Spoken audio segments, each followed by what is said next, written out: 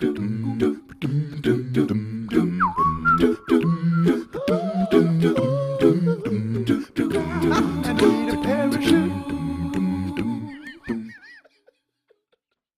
I'm Philip Stoten at Electronica 2012, and I'm joined by Michael Gasch and Michael Weinhold to talk a little bit about the European PCB industry. Start with you, Michael. You're in the business of crunching numbers, particularly with respect to markets. What does the market look like at the moment? The market at the moment is slowing down.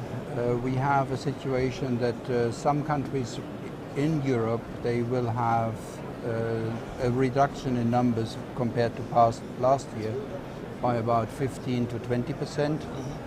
Individual companies even up to 30.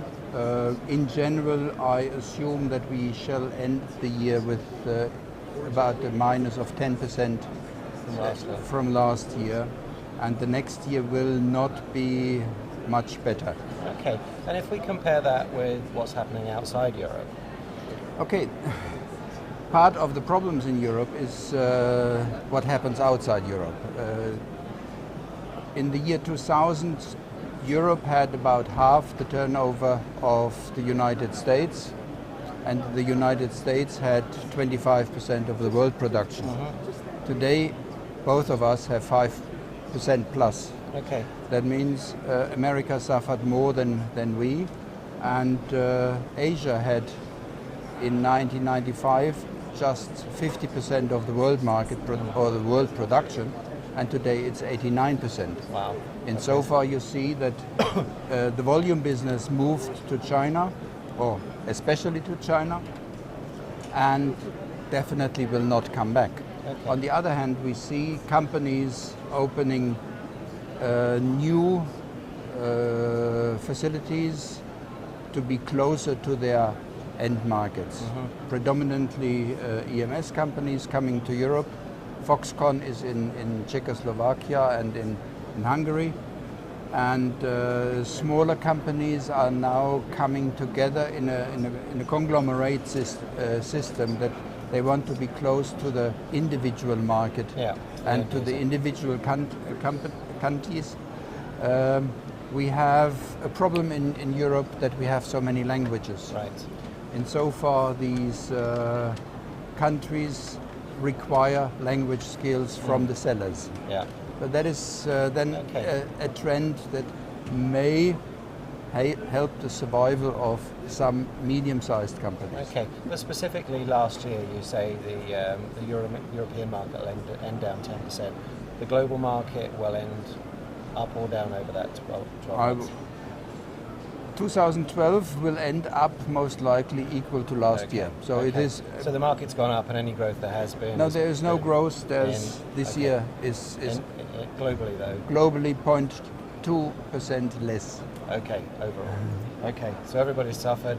Europe's suffered a little more. The US has done particularly badly. We are seeing that trend, particularly in the EMS of reshoring.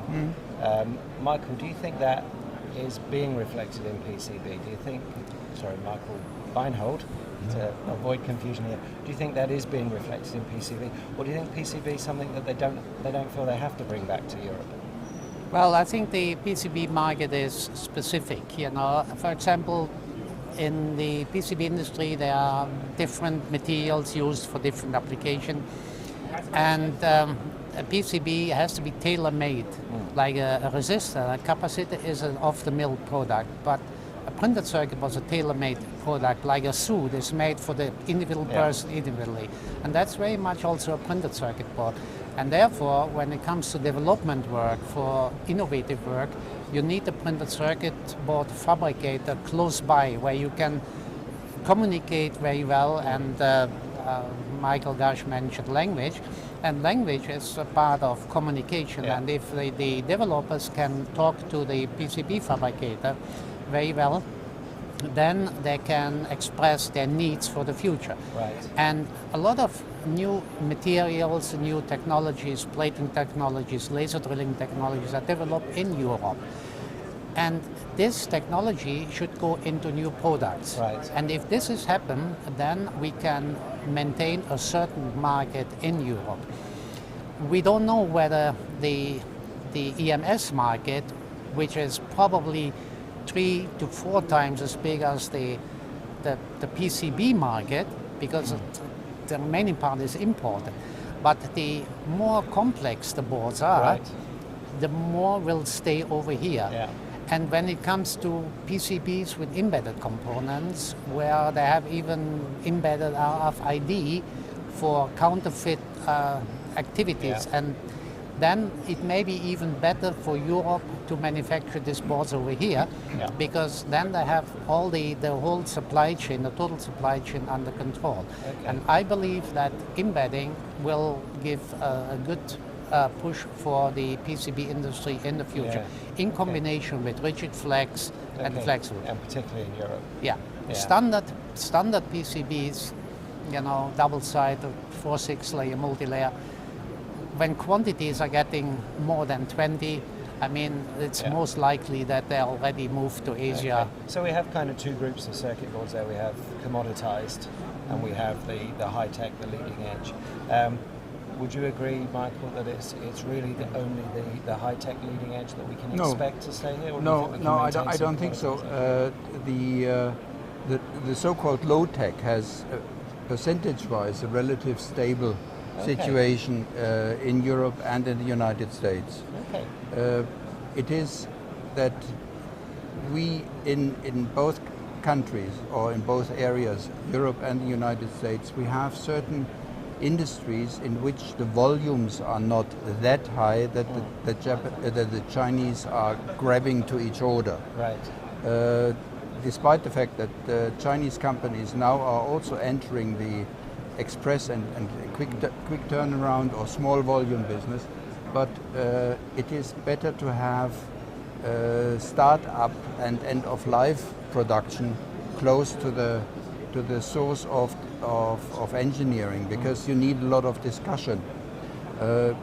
In the PCB industry, it is perhaps not that critical as in the component business, where an obsolete component is gone after Yeah. 3 years. You can still manufacture a single-sided board after 20 years. Right. But there are certain niches remaining in Europe, and Germany, as being the largest production facility in Europe, has its own set of customers, especially in the industrial electronics. Right.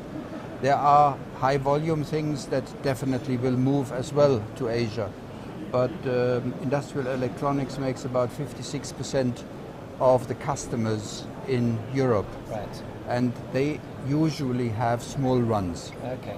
So Okay. this then helps So there's quite a modest lot. size. Yeah. Yeah. Okay. Well, it's good. That's interesting that we're not losing all of those, what we're defining as commoditized boards, or those lower technology boards. In terms of those higher tech boards, we're seeing lots and lots of developments going. Are they well protected? Are they something that Europe can benefit from, or are they something that will eventually kind of drift down the technology roadmap into the commoditized world? Well, I think this is a pretty good question. We have to understand that it needs manufacturing skills to make these boards as a number one. The second part, you have to have certain equipment, but whether you can buy this equipment whether you're in Asia or in Europe, that's not the point. But the point is the design and the development, the manufacturing process. And then embedding components, it's a big issue how to test, who is responsible. So PCB fabricators, which want to survive over the next years, have to be also assemblers. Right. And because then they have to make the whole unit. So that means the added value at a PCB fabricator, which has embedded capabilities and assembly capabilities, probably it will be 10 times higher the turnover because of the components they have to buy and so on. And I think that's where an opportunity is. But there is one obstacle at the moment. There are the standards for embedded components. They are not written yet. Right. The EIPC is working on it. The JPCA, Japan Printed Circuit Association, have issued some, and we from the EIPC are providing them to the market. But they are still all in limbo. They are not really fixed yet. So the IEC is working hard to get the standards harmonized. From the electrical point of view, I think they got very close. Because, but as far as manufacturing is concerned, the manufacturing side, there are still open issues. Do standards generally have struggled to keep up with these, kind of leading edge technologies? Is that an issue? Do standards have trouble keeping up with leading edge? Well, that's a good question. I mean, Michael mentioned language. All these new standards are developed in English. English language. In Europe, EU 27, we have 23 official languages, and the only language which people can speak to communicate is English.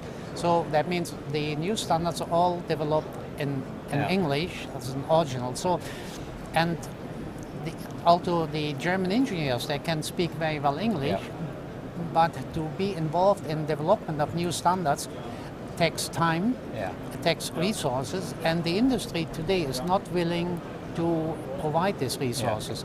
I'm in many of the standard committees, in the IEC and the IPC, in the roadmap committee, and also on the UL committee, representing the European industry, but the representation from the industry in Europe is very, very, very slim. And that's there I see a big disconnect.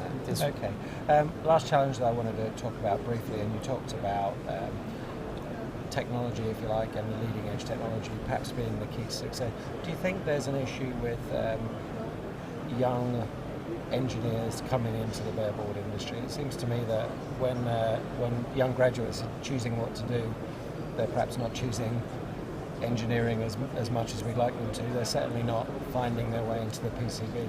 More and more of the people I'm interviewing on camera are like us, grey-haired, older gentlemen of the industry, and I'm concerned that the printed circuit board industry has more and more of us and yes, less young guns in it. Are you aware of that? Yes, the PCB industry has a problem because it is not a product well recognized.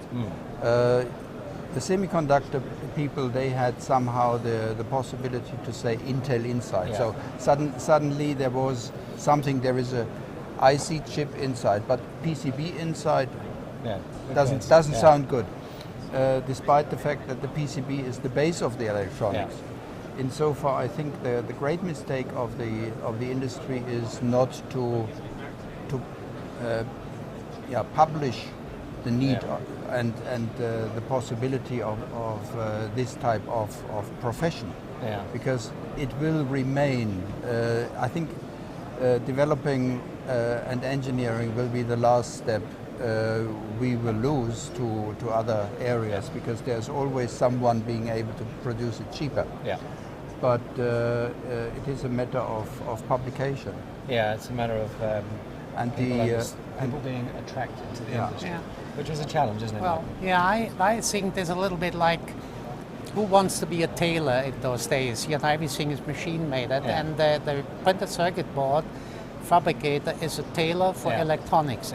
And I think that's where the difficulties are. When I started in printed circuit boards, there were a group of specialists were asked, and then nobody wants to go there because it smelled. Right, because it smelled of copper. And it was, it had so many, it had chemistry, it had mechanical parts, and there had so many different parts in it. And you have to be really, if you get involved in this, you have to be a flexible technologist and a flexible engineer. I think it's an outstanding education for somebody, but it is a challenge. It is not easy, And I would say we need young people to support this industry, but we have to ask the managers of the industry, which are responsible, to give people a resource or give these young engineers the opportunity to develop. They will not fall off the trees, they will not come overnight, so they have to learn. So we need some good apprenticeships, good apprenticeships with some education. And also when we do have successes, when we do have engineers that come up with great products like the embedded stuff, and a lot of that's coming out of Europe, we need to make a bit more of a song and dance about the success they've had and talk about them a bit more. Michael, thank you very much for your time. Fascinating conversation, good to talk, and enjoy the rest of the show. Thank you. To get you here quickly. you should start from here. And let us take care of everything in between. Flextronics SBS. Innovative manufacturing services.